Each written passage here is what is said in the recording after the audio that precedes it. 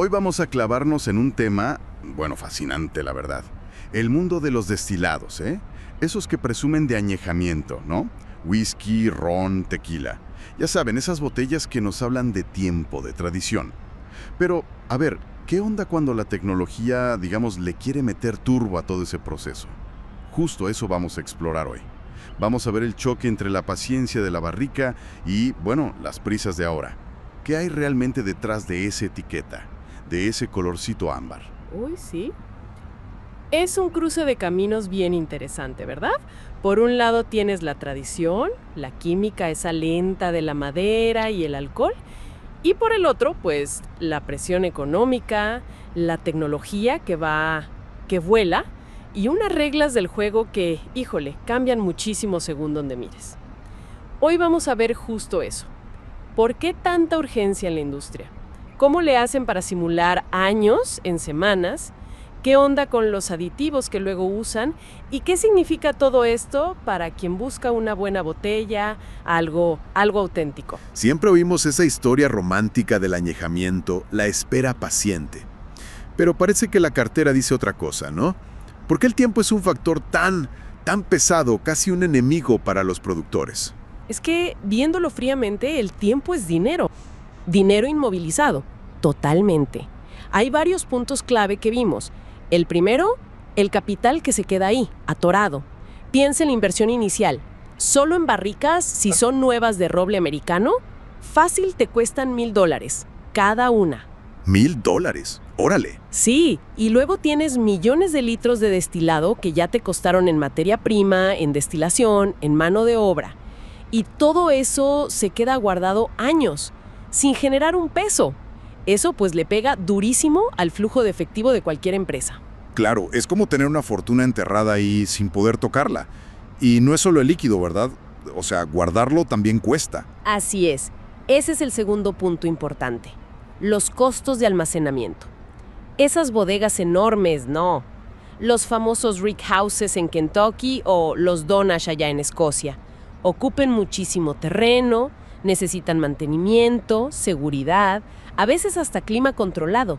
Son gastos fijos, enormes. Cada metro cuadrado que ocupa una barrica por años y años es un costo que se va sumando. Y además, se evapora. La famosa parte de Los Ángeles. Suena muy poético, pero en términos de negocio, híjole, debe doler. Duele y mucho. Ese es el tercer factor clave. Y no tiene nada de romántico para las finanzas, ¿eh? Es una merma, una pérdida directa de producto. Normalmente se pierde, ¿qué será? Entre un 2 y un 5% del volumen cada año. Ajá. Pero ojo, en climas cálidos como el Caribe o Kentucky puede ser bastante más. Imagínate, con un 4% anual, que no suena tanto, pero en 12 años ya perdiste más del 38% de lo que metiste a esa barrica. ¡Wow! ¿38%? Sí, y si te esperas, digamos, 18 años, fácil se te va la mitad del producto, más del 50%. ¿La mitad? No, bueno, es increíble. Ahora entiendo mucho mejor por qué algunas empresas buscan, pues, maneras de evitar esa pérdida a toda costa. Definitivamente. Hay empresas, como mencionaban por ahí, Cleveland Whisky, por ejemplo, que lo dicen abiertamente. Su meta es eliminar esa necesidad de almacenar por años y, claro, con eso eliminar la evaporación. Pero aquí hay algo súper interesante que pensar. Al quitar la evaporación, que está súper ligada al clima del lugar, como que separas al destilado de su entorno, ¿sabes? De su terruño tradicional. Claro. Parte del carácter único de un ron del Caribe o un whisky escocés viene de cómo interactúa con ese clima específico, esa humedad, esa temperatura. La tecnología que evita la pérdida, de cierta forma, también podría estandarizar el resultado final, quitarle esa identidad del lugar. Es una consecuencia. Interesante, ¿sí? Esa desconexión del origen. Y me imagino que a todo esto se suma la presión del mercado, que queremos cosas nuevas, pero ya. Exacto, ese es el cuarto motor, la demanda global. El mundo quiere más destilados, ves cócteles por todos lados, la gente buscando cosas premium, nuevos países entrando al consumo. Y los consumidores de hoy, pues, muy influenciados por modas que cambian rapidísimo, piden novedades constantemente. para una marca, esperar 10 o 12 años para sacar algo nuevo, es quedarse muy atrás estratégicamente. La tecnología les da esa agilidad para responder en meses, no en una década. Entendido. La presión económica es brutal, definitivamente. Ahora, vámonos a lo jugoso, a lo que decías de cómo le hacen, cómo aceleran el tiempo. Aquí es donde la cosa se pone, pues casi de ciencia ficción, ¿no? ¿Qué tecnologías son esas que prometen años de barrica en días o semanas? Pues mira, básicamente hay como dos caminos principales que la ciencia y la tecnología están explorando con bastante ingenio. El primero es bastante lógico si lo piensas: aumentar la superficie de contacto entre la madera y el líquido. Piensa que en una barrica normal el alcohol solo toca la capa de adentro, ¿no? Ajá. ¿Qué pasa si rompes esa madera en pedacitos y la sumerges toda en el líquido? Ah, claro. Usar como astillas o pedazos de madera dentro de un tanque. Los famosos chips o duelas internas, que son como tablitas, staves o hasta espirales de roble. Todo eso lo meten en grandes tanques de acero inoxidable llenos del destilado recién hecho, el espíritu joven. El área de contacto se multiplica muchísimo, brutalmente. Y la extracción de compuestos de la madera, vainillina, taninos, lactonas, se dispara. En cuestión de semanas, un líquido transparente puede agarrar un color oscuro y un sabor a madera muy, muy intenso. Suena súper eficiente, la verdad, pero tiene algún pero. No sale igualito que con la barrica. Claro, tiene sus detalles. A menudo le falta sutileza. Hay riesgo de pasarse de madera, ¿sabes? Que sepa amargo, muy tánico, como si estuvieras chupando un mueble. Lo que algunos llaman té de madera. Además, ojo, no en todos lados es legal. En Escocia, para el Scotch whisky, está prohibidísimo. 0. Ah, mira. Pero en Estados Unidos, en categorías más genéricas como American Whiskey, no en los straight como el Bourbon, esos son estrictos, sí se permite. Y muchas destilerías pequeñas, las llamadas artesanales, lo usan por necesidad, para poder sacar algo al mercado rápido mientras maduran sus otros lotes. Vale. Más contactos una vía. Mencionaste otra. Algo con energía. Alquimia energética, dijiste. Sí, ese es el segundo camino. Aplicar energía externa para forzar las reacciones químicas. Es como darle un empujón a la naturaleza para que se apure. Una de las técnicas más conocidas es la maceración ultrasónica. Hay empresas como Terrescentia que usan su proceso llamado TerrePure. Básicamente, bombardean el destilado, que ya tiene las virutas de madera adentro, con ondas de sonido de muy, muy alta frecuencia. Ondas de sonido. ¿Y eso qué hace exactamente? Suena rarísimo. Generan un fenómeno que se llama cavitación. Imagínate que se forman micro burbujitas de vacío en el líquido. Luego colapsan violentamente. ¡Pum! Como microexplosiones. Órale. Cada colapso de esos genera puntos de calor y presión altísimos, pero a nivel microscópico. Millones de martillitos moleculares golpeando la madera, digamos. Esto rompe su estructura, libera los compuestos de sabor casi de inmediato y también ayuda a formar otras moléculas, como los ésteres, que son los que dan aromas a fruta o a flores. Muchas veces combinan esto con meterle oxígeno de forma controlada para ayudar a otras reacciones. Híjole, suena súper potente. ¿Y eso de los ciclos de presión y temperatura que mencionaste, cómo va eso? Esa es otra estrategia, usada por destilerías como la que decíamos, Cleveland Whisky. Intentan imitar los cambios de estaciones, el calor del verano, el frío del invierno, pero a toda velocidad y con máquinas. A ver, en una barrica normal, el calor expande la madera y el líquido entra en los poritos. Luego el frío la contrae y el líquido sale, pero ya cargado de sabor, ¿no? Ajá, claro. Bueno, pues este sistema lo replica mecánicamente. Meten el destilado y la madera a alta presión, forzando el líquido a entrar profundo en la madera. Luego bajan la presión, casi al vacío, y el líquido es succionado hacia afuera, pero ya trayéndose todos los compuestos de la madera. Y repiten este ciclo cientos, quizá miles de veces en muy poco tiempo. Hay otras técnicas también, como usar luz especial, fotocatálisis, para activar reacciones. El objetivo final es tener control total de la química. Parece casi magia. Alquimia moderna, como decías. Pero, ¿será que funciona igual de bien que el tiempo? O sea, demasiado bueno para ser verdad. ¿No se pierde algo en esa carrera contra el reloj? Ahí, justo ahí, está el meollo del asunto. Y es donde muchos expertos, científicos y catadores ponen el dedo en la llaga. Estas tecnologías son buenísimas, excelentes para una cosa: extraer compuestos de la madera. Sacan color y sabores primarios muy rápido. ¿Ok?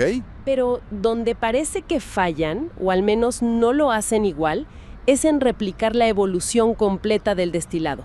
A ver, la maduración tradicional, la de años y años en barrica, es un proceso complejo con 3 cosas pasando al mismo tiempo y lentamente.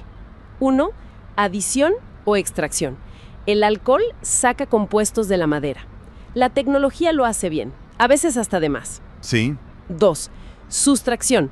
El carbón de la barrica, el carbonizado interior, actúa como un filtro, quita compuestos ásperos, azufrosos, cosas que no queremos en el sabor final. Y 3, que es lo más complejo y difícil de imitar, la transformación o evolución. Aquí es clave la interacción lenta, pausada, constante, con pequeñas cantidades de oxígeno que se filtran por la madera. Es la microoxidación.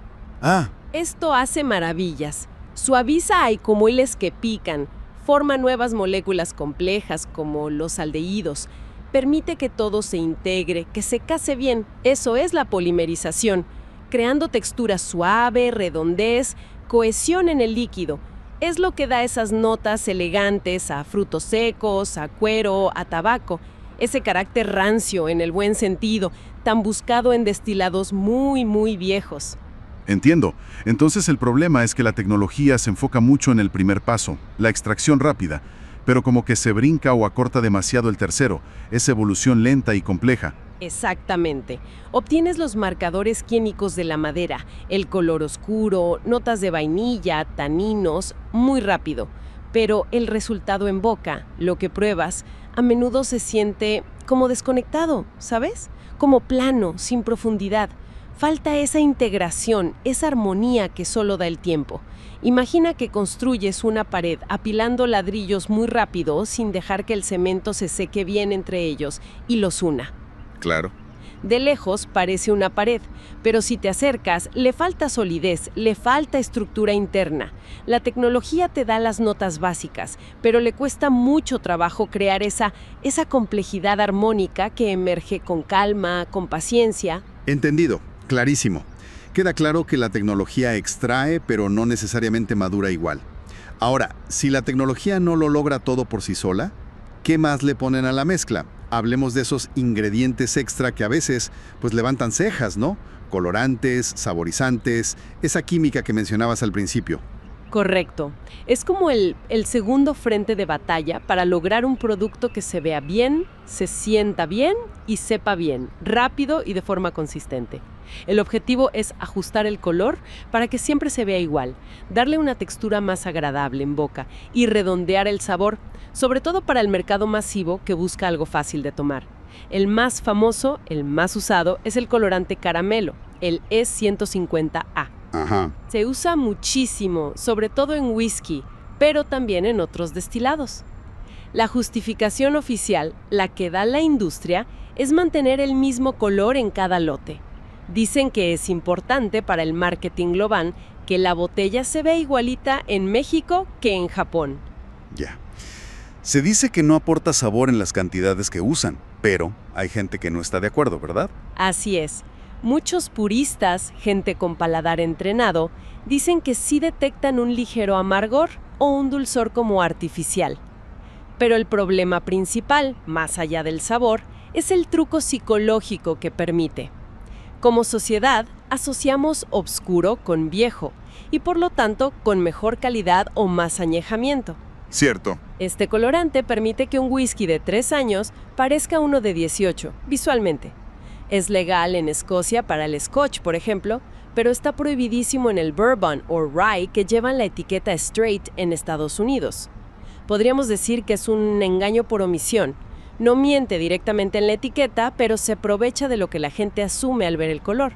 Qué interesante. ¿Y para la sensación en boca? Para darle textura y quizás dulzor. Ahí entran otras dos cosas principalmente: la glicerina o glycerol y directamente azúcares o jarabes.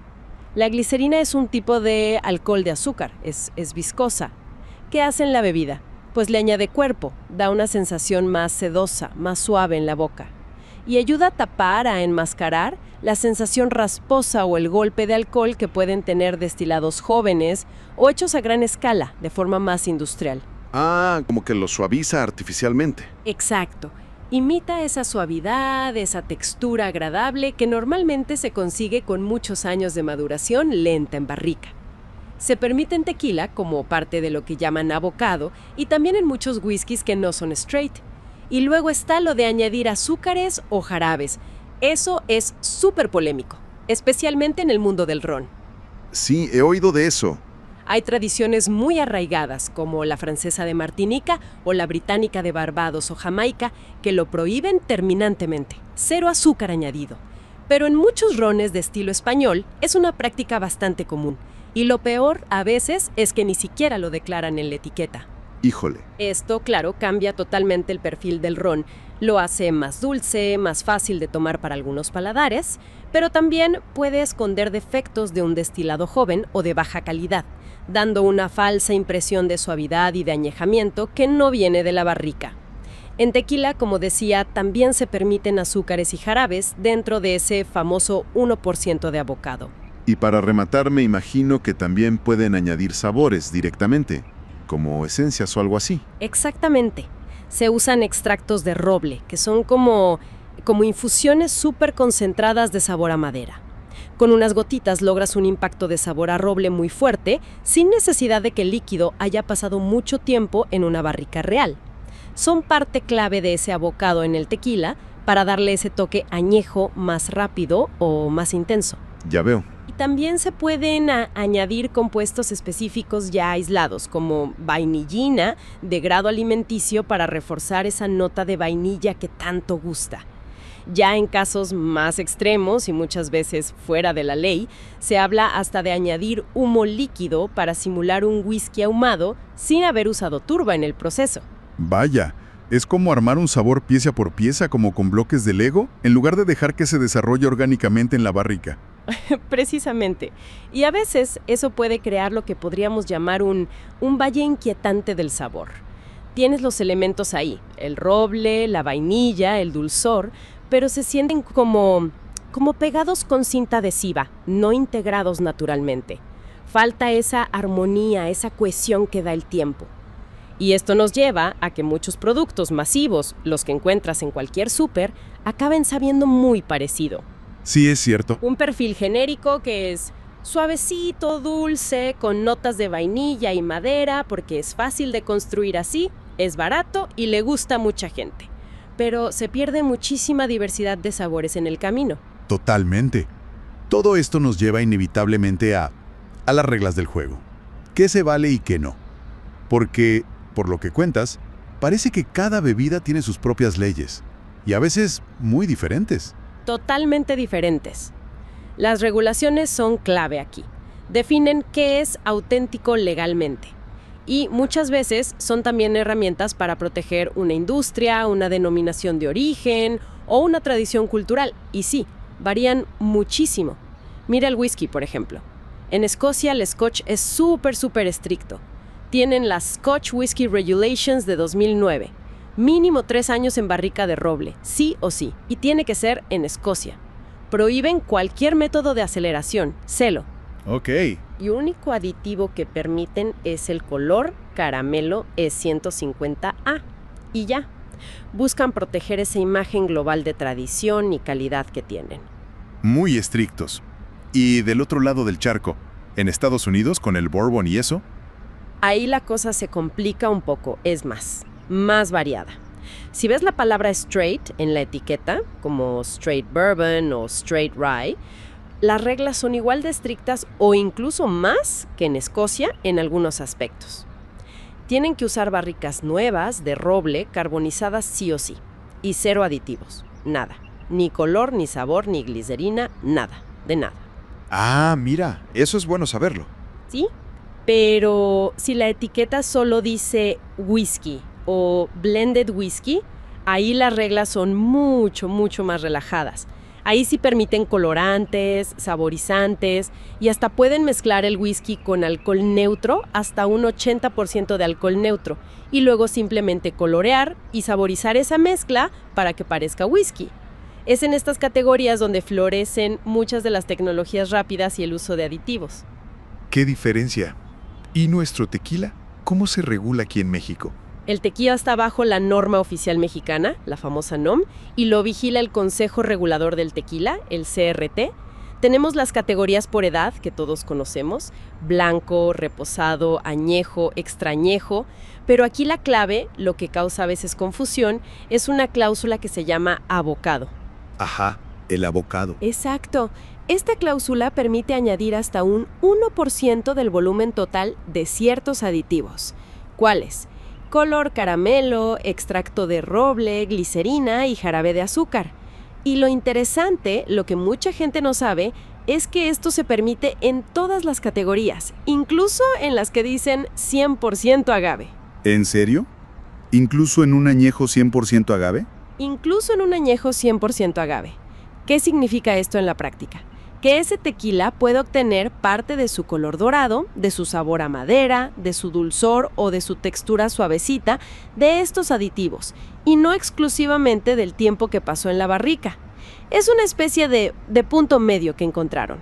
Se protege que sea 100% agave, o sea que todo el azúcar para fermentar venga solo del agave azul, pero al mismo tiempo se les dan herramientas a los productores para asegurar consistencia en sus lotes y para crear un perfil que guste en el mercado de exportación, que a veces prefiere cosas más suaves o dulces. Ya, pero crea una desconexión, ¿no? Totalmente. Para quien lo bebe crea una desconexión. La etiqueta dice añejo y uno asume que todo viene de la madera y el tiempo, pero parte de lo que pruebas puede venir de una botellita de aditivos. No es ilegal, pero es bueno saberlo. Definitivamente. ¿Y el ron? Mencionaste al principio que era como el lejano oeste. ¿Por qué? Totalmente. Es que en el ron no hay reglas globales unificadas. Cero. Cada país productor, y son muchísimos en el Caribe, en Latinoamérica, en todos lados, tiene sus propias leyes, si es que las tiene. La diferencia entre unos y otros es brutal, abismal. Tienes lugares muy estrictos, como Martinica, con su denominación de origen controlada, la AOC, que exige usar jugo de caña fresco y prohíbe cualquier aditivo. Cero tolerancia. O Jamaica y Barbados, que tienen una tradición muy fuerte, muy orgullosa, de no adulterar sus rones. Ok, los puristas. Exacto.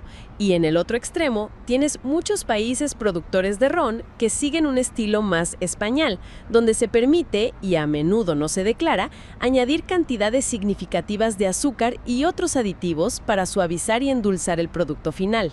¿Y qué provoca ese desorden regulatorio? Pues, entre otras cosas, mucho marketing que puede ser, engañoso o al menos confuso. Por ejemplo, el término solera, que suena muy tradicional y antiguo, se usa de forma muy vaga en el ron.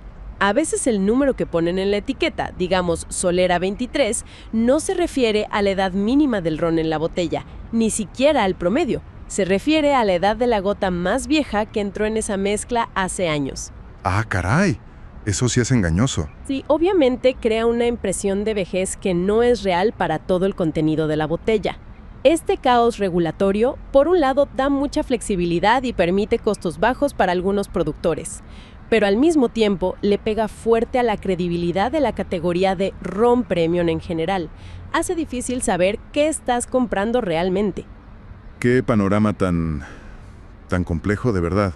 Después de todo este recorrido, uno se queda pensando, ¿entonces todo es un engaño?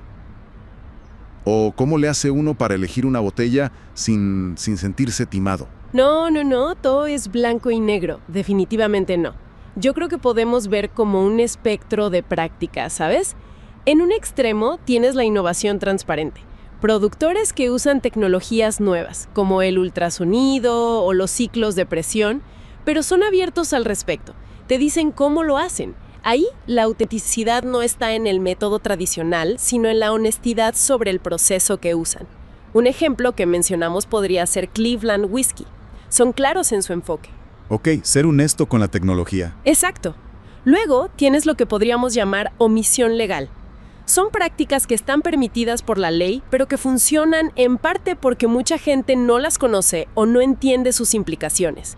El colorante caramelo en el scotch o el tema del avocado en el tequila podrían entrar aquí. No es ilegal, pero se benefician de nuestras suposiciones. Si es oscuro, debe ser viejo. Si dice añejo, todo el sabor viene de la barrica. Se aprovechan de la falta de información. Exacto. Y ya en el otro extremo del espectro, pues está el engaño más directo. Cuando sí se cruza la línea de lo legal o de lo ético. Declaraciones de edad falsas, como pasa con algunos rones Solera. Marketing que te habla de herencia, de abuelitos destiladores, para vender un producto hecho rápido y con aditivos. O añadir cantidades masivas de azúcar sin declararlo en la etiqueta, para tapar defectos o para hacer que un ron joven parezca mucho más suave y viejo de lo que es. Eso ya es otra cosa. Entiendo. ¿Y qué hay de las destilerías artesanales, que ahora están tan de moda? ¿Son ellos la respuesta? ¿La garantía de tradición y autenticidad? Híjole, no necesariamente. Es otra etiqueta que hay que tomar con pinzas. Artesanal usualmente se refiere al tamaño de la producción, a la escala. No siempre, no automáticamente se refiere al método que usan. Muchas destilerías pequeñas, precisamente por la presión económica que ya hablamos, usan técnicas de aceleración como las virutas o los chips para tener algo que vender rápido, para sobrevivir, mientras esperan que sus primeros lotes hechos de forma tradicional maduren lentamente en barrica. Ah, claro, tiene sentido. Así que no podemos asumir automáticamente que artesanal signifique tradicional o sin atajos. Hay que investigar un poquito más. Bueno, entonces, si uno quiere, digamos, ir un poco más a la segura, o al menos tomar una decisión más informada al comprar una botella, ¿qué puede hacer? ¿Qué recomiendas? Pues mira, yo creo que la clave es, como en muchas cosas hoy en día, informarse un poquito. No hay que volverse experto, pero sí tener algunas herramientas. Primero, lo básico. Leer las etiquetas con ojo crítico. Buscar esas palabras clave que sí tienen un peso legal fuerte detrás. Straight bourbon, straight rye, distilled, matured and bottled in Scotland. Ok. Entender qué significa realmente 100% de agave en tequila, que se refiere al origen del azúcar para fermentar, y que no significa necesariamente respecto a los aditivos del avocado. En el ron, si la etiqueta dice muy poco, si es muy vaga sobre cómo se hizo, hay que sospechar un poquito. Buscar marcas de regiones conocidas por su transparencia y sus reglas más estrictas. Como decíamos, Jamaica, Barbados, Martinica con su AOC. Leer bien la etiqueta es el primer paso. Exacto. Segundo, investigar un poquito la marca si tienes chance. Una búsqueda rápida en internet puede decir mucho. Las marcas que están orgullosas de sus procesos, ya sean súper tradicionales o innovadores pero honestos, suelen contarlo en su página web, en sus redes. Les gusta presumirlo. Si el marketing es muy vago, pura foto bonita, playa, herencia, pero poca información concreta de cómo hacen el producto, quizás están escondiendo algo, algún atajo. Investigar la marca. Buen punto. Y tercero, y quizás lo más importante a la larga, confiar en el propio paladar, pero educándolo.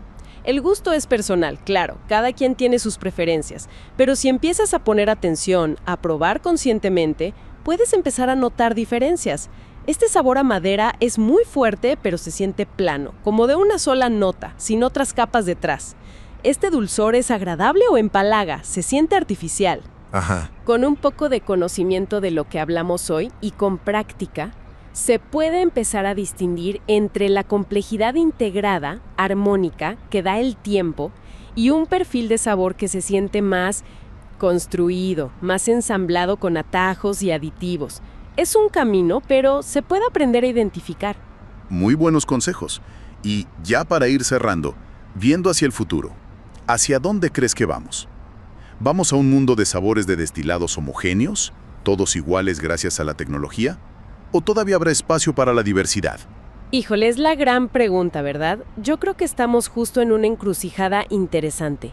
Por un lado, sí, existe el riesgo de que la tecnología, buscando eficiencia y el gusto masivo, nos lleve a una mayor homogeneización global. Sabores diseñados por computadora para gustarle a la mayor cantidad de gente posible, perdiendo carácter local, perdiendo terruño. El riesgo está ahí. Pero por otro lado, y quizás soy optimista, esta misma tecnología podría liberar recursos. Podríamos ver una división más clara en el mercado. Un segmento masivo, muy eficiente, muy tecnológico, con precios accesibles. Y a la vez, un segmento ultra premium, quizás más pequeño pero muy valorado, cada vez más enfocado en la verdadera artesanía, en la larga maduración real, en las expresiones únicas, locales, llenas de personalidad, para quienes buscan algo más que solo un sabor agradable y fácil. Quizás ambos puedan coexistir.